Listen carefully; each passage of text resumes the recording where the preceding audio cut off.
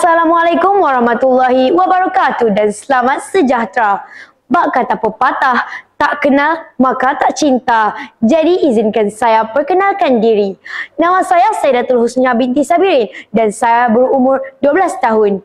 Saya belajar di Sekolah Kebangsaan Pasir Panjang yang terletak di daerah Port Dickson, Negeri Sembilan.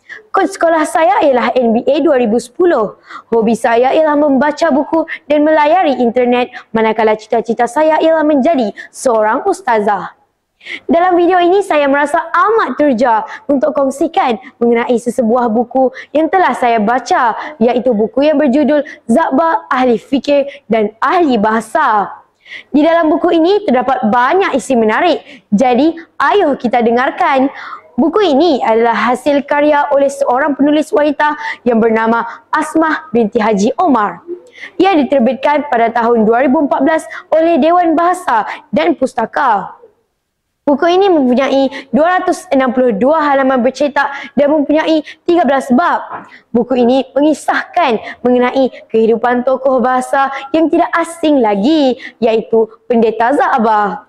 Ia berharga RM35 sahaja dan boleh didapati di pelbagai kedai buku dan juga kedai atas talian. Kalau tidak mahu beli, kita juga boleh pinjam buku ini di Perpustakaan Negara Malaysia secara digital atau e-book seperti yang saya lakukan. Buku ini boleh dipinjam secara atas talian di laman web pnm.elip.com.my. Tema utama yang terdapat dalam buku yang menarik ini ialah semangat cintakan ilmu dan negara ataupun semangat patriotik. Buku ini menelusuri pertumbuhan dan perkembangan Zakba sejak beliau masih kanak-kanak lagi hinggalah beliau menghasilkan karya-karya unggul dalam bentuk buku dan makalah. Zakba pernah berkata, pekerjaan yang saya gemar sekali ialah mengarang dan menulis. Kerjanya sebagai guru dan pegawai pelajaran menjadikan Zakba ahli bahasa Melayu ulung yang meletakkan peraturan-peraturan asas dalam nahu dan fonologi melalui ejaan Jawi dan Rumi Melayu. Jom saya ceritakan serba sedikit biografi mengenai tokoh Pendeta Zakba ini berdasarkan pembacaan saya.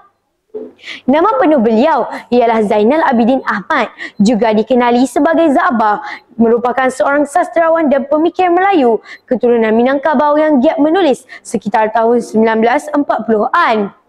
Berdasarkan pencapaiannya dalam bidang kesusastraan, beliau merupakan salah seorang budak kampung yang berjaya meletakkan dirinya sebagai tokoh terkemuka dalam sejarah Malaysia. Beliau merupakan seorang cendekiawan Melayu yang dihormati selama hampir 40 tahun, aktif dalam kegiatan penulisan termasuk penterjemahan. Beliau dilahirkan di Kampung Bukit Kerdas, Batu Kikir, Negeri Sembilan. Zakba menerima pendidikan awalnya di sebuah sekolah Melayu di Linggi. Beliau menyambung pembelajarannya di institusi St. Paul, Seremban dan merupakan orang Melayu pertama menduduki peperiksaan senior Cambridge dan lulus peperiksaan pada 1915. Zakba memulakan kerjanya sebagai guru sekolah di Johor Bahru pada tahun 1916 dan kemudiannya mengakhiri kariernya di Universiti Malaya, Singapura dari 1951 sehingga 1959. Zakba adalah seorang yang gemar membaca dan memiliki bakat dalam bidang penulisan. Kebanyakan hasil penulisannya muncul dalam akhbar-akhbar tempatan dan majalah-majalah. Beliau telah menerbitkan beberapa siri monograf dalam bahasa Melayu termasuk Bahasa Pelita dan Ilmu Mengarang. Hasil penulisannya yang lain termasuk cerita-cerita Shakespeare yang diterbitkan oleh percetakan Gudang Cap, Singapura. Antara yang menarik mengenai buku ini ialah buku ini mengandungi gambar-gambar Zakba semasa kehidupannya, puisi-puisi yang pernah dikarangnya serta contoh-contoh surat dalam tulisan Jawi yang digunakan dalam urusan rasmi kerajaan. Ini membuatkan pembaca dapat mengenali perkembangan kehidupan Zakba ini dengan lebih jelas.